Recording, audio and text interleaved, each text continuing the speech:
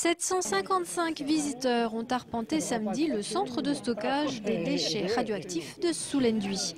755 personnes intéressées par l'environnement, par le tissu industriel du département ou encore des curieux venus en voisin.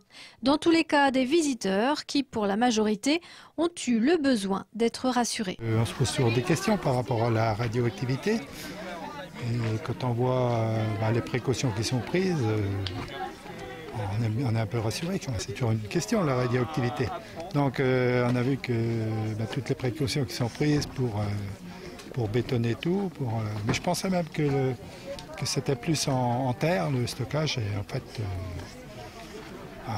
j'ai découvert un peu la façon dont c'est fait, quoi.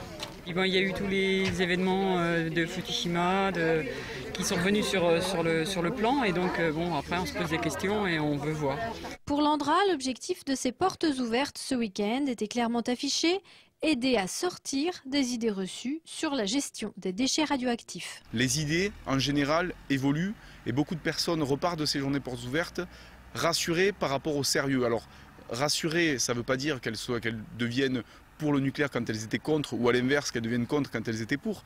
Mais par contre, en général, tout le monde reconnaît le sérieux des concepts et le sérieux du travail qui est fait par l'Andra, qui est un établissement public qui n'a pas de but lucratif sur la gestion des déchets radioactifs.